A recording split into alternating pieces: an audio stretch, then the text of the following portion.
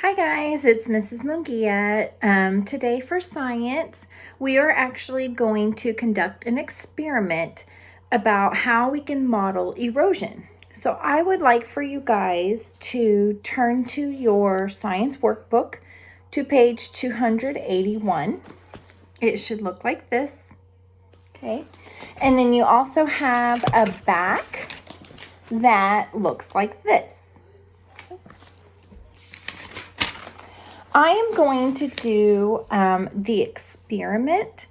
If you guys don't have the materials at home, you don't have to do it, but if you do, you are more than welcome to do it. But I'm going to show you on the video how we can model erosion. So we have our flip chart, okay, that we use in class. And it says, how can we model erosion?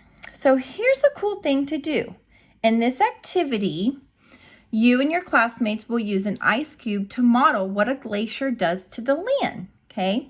Some materials you're going to need, okay, is modeling clay, a tray, ice cube, a spoon, sand, and paper towels.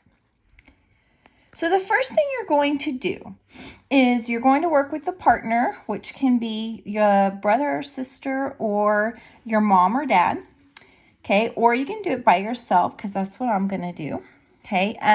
First thing you're going to do is you're going to make a ball of clay about the size of a lemon, and you're going to press it flat on the tray. So, I'm going to, get my tray, okay? So I have my modeling clay.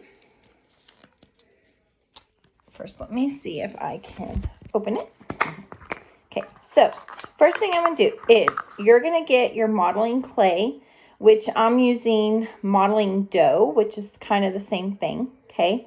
You're going to make a ball, okay? Then you're going to place it flat, okay? Press it really, really good, okay? On your tray. So it should look something like this, okay? I'm actually going to try to roll it out and make it a little bit more flat. You can stretch it out a little bit. I don't have a lot, so I'm just using what I have at home, okay, which is fine. It'll work the same. It'll just be smaller, okay? All right, so once you have it flat, next thing you're going to do is you're going to get your ice cube, okay? And then you're going to press it into the clay like this, okay? And you're going to slide it forward and across the clay like this, okay? All right. So now I want you to look at the clay, okay? I want you to touch it. Okay, you're going to observe it. I want you to tell me, how does it look? How does it feel? Well, it looks really wet, kind of slimy looking. And then when I feel it, it really does feel kind of slimy, okay? All right, now what you're going to do is you're going to pour a spoonful of sand. So I have my sand here on the clay. Okay, so get a spoonful, a tablespoon, okay? So you're going to place it on like this, okay? And then what you're going to do is you're going to set the ice cube on the sand. Okay. So it looks like this, okay? And then you're going to slide the ice cube across the clay again. So like this. Doesn't slide very good, okay? Now I want you to pick up the ice cube. Look at the ice cube. Look what happened to it, okay? The sand actually stuck to the bottom of the ice cube, okay? And then look what happened to the clay. Okay, now it's very like clumpy. The sand's very clumpy. Okay. And it's not very smooth anymore. Okay, the texture's a little bit rough. Okay. So remember that erosion means to wear away. Okay. So after you do this experiment, okay, we are going to look at our pages in our workbook. It says, how can we model erosion? Okay. So the first part, you're going to set a purpose. Okay. What will you learn from this modeling activity? How glaciers affect land as they move. Okay. So I want you to write this part on the line for set a purpose. Okay. The next part is think about the procedure. Okay. What does the sand represent and what does the ice cube represent? Well, the sand represents the rocks and the soil, and the ice cube represents a glacier. So I want you to write that for think about the procedure for the first part. And then the second part where it says, why will you push the ice cube or the ice over clay before you push it over the sand and clay? Well, this will help me compare the difference between glacier movement, it's supposed to be a T, with and without pieces of rock. So we actually were able to compare, okay, the ice, the clay before, okay, we put the sand, and then after. So we realized that the glacier, before there's rocks and soil, okay, it's very smooth, and the glacier was able to move smoothly across it. But once you have the sand and the rocks, okay, and then you put the ice, it was a lot harder for the ice cube to slide across. So this is how we can model what happens in real life. Because when erosion happens, remember, erode means to wear away.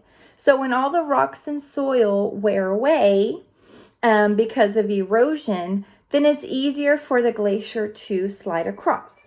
Okay, I would like for you guys to complete the record your observations.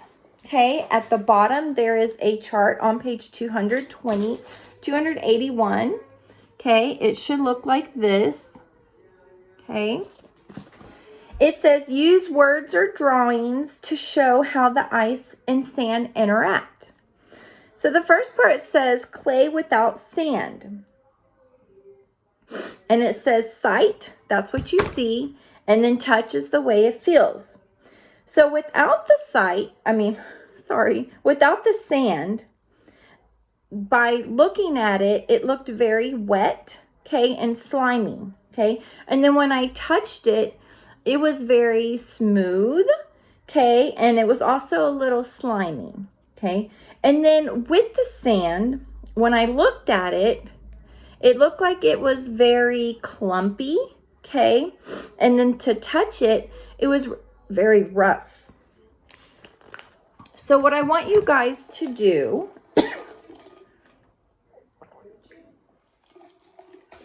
sorry, talking too much again. I want you to go ahead and fill that chart in, okay? And then I would like for you guys to answer the questions on the back. You have draw conclusions. How does a glacier affect the land it moves over? Okay. Then you have analyze and extend. Number 1, what force causes a glacier to move downhill? Well, remember we talked about gravity before. Okay, so gravity has a lot to do with this.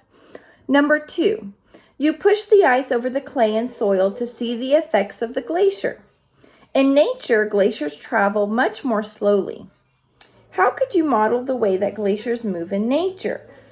So I want you to think about the clay and the sand and how you can model that. Number 3, as glaciers move down a slope to the sea, do they cause weathering, erosion, or both? Explain your answer. Now, we know that erosion, it means to wear away, okay? And then I want you to think about what weathering is, okay?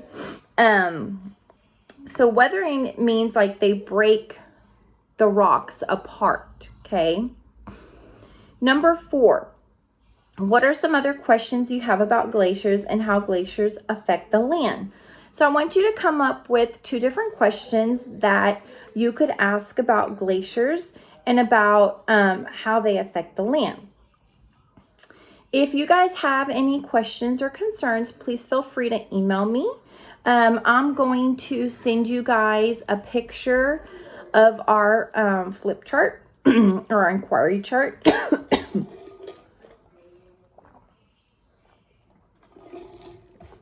Sorry, guys. So please feel free to email me. Have fun doing science. Bye.